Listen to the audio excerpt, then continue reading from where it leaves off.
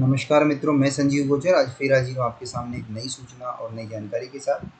मित्रों, इस वीडियो में हम देखने वाले हैं फांसीवाद। फांसीवाद क्या है? कोटा यूनिवर्सिटी के BA part first year history में 4th यूनिट में ये टॉपिक है और अन्य जहाँ कहीं भी फांसीवाद का टॉपिक है वहाँ ये समान रूप से उपयोगी है। बिना समय गंवाए शुरू करते हैं। इससे पहले अगर आपने चैनल को सब्सक्राइब नहीं किया है तो सब्सक्राइब कर लें, क्योंकि हम इतिहास और राजनीति विज्ञान के बीए पार्ट फर्स्ट, सेकंड और थर्ड ईयर, एमए, इनसे संबंधित सारा कंटेंट हमारे वीडियो पर आपके लिए उपलब्ध कराते हैं और सभी प्रकार के एग्ज़ाम से संबंधित मैथ्स, साइंस, ज्योग्राफी, हिस्ट्री, पब्लिकेट, मेंटल एबिलिटी, रीजनिंग, सभी प्रकार का कंटेंट हमारे चैनल पर उपलब्ध कराते हैं। और वीडियो अगर आपको पसंद आता है तो इसे लाइक और शेयर करना ना भूलें। चलिए शुरू करते हैं। फांसीवाद शब्दावली को स्पष्ट कीजिए या फासिस्टवाद। फासिस्टवाद भी इसे ही कहते हैं। फासिस्टवाद से आप क्या समझते हैं? इसके प्रमुख सिद्धांतों की विवेचना कीजिए। देखिए, विशेषताएं भी यही हैं। अगर विशेषताएं पूछता है तो भी यही है, और सिद्धांत अगर पूछता है तो भी यही लिखने हैं।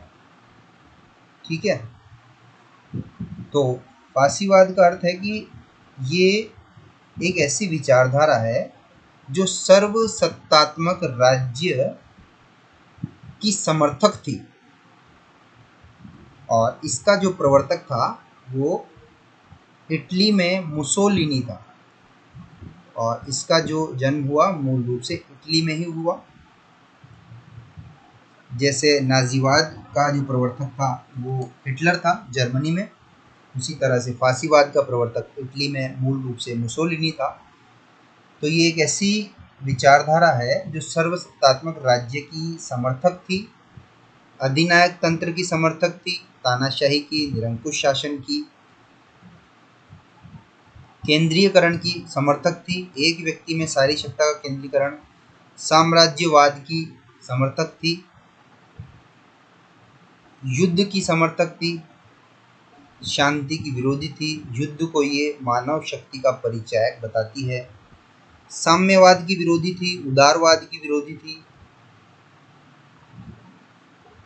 लोकतंत्रवाद की विरोधी, व्यक्तिवाद की विरोधी, तर्क में इसका अविश्वास था, मानव अधिकारों का ये विरोध करती थी, शांति की ये विरोध करती थी, स्वतंत्र व्यापार का ये विरोध करती है, और सर्वसत्तात्मक राज्य की समर्थक थी। अर्थात एक दल,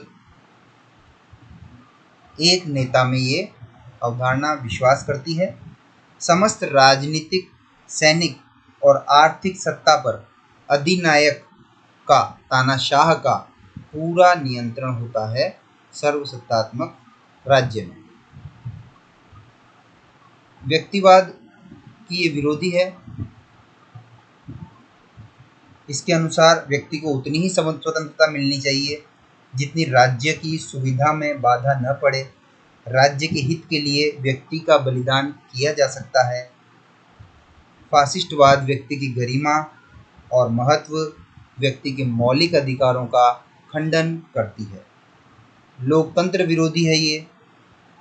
इसके अनुसार राज्य में जनमत का कोई स्थान नहीं है, केवल नेता का आदेश ही सर्वोपरि है, इस तानाशाह का आदेश ही। फासिस्टवाद जो है भाषण, लेखन, समाचार पत्रों आदि की स्वतंत्रता का विरोधी है। साम्यवाद का विरोधी है। फासिस्टवाद वर्ग संघर्ष में विश्वास नहीं करता है, वह सभी वर्गों में सहयोग पर बल देता है। शांति का ये विरोधी है। वह युद्ध को आवश्यक मानता है। उसके अनुसार युद्ध मनुष्य की शक्ति का परिचायक है। तर्क में अविश्वास है इस अवधारणा का।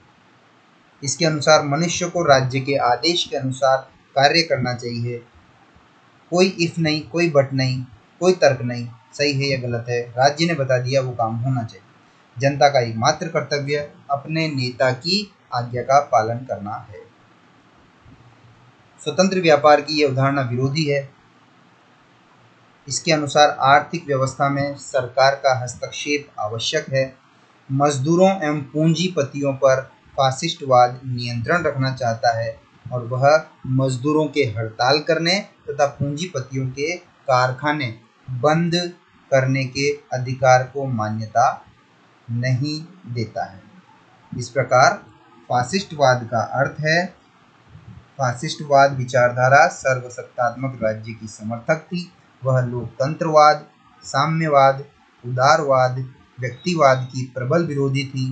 फासिस्ट शासन में समस्त शक्ति एक अधिनायक में, एक तानाशाह में, एक व्यक्ति जो निरंकुश था उसमें केंद्रित होती थी और जो उन शक्तियों का अपनी इच्छानुसार उपयोग करता था।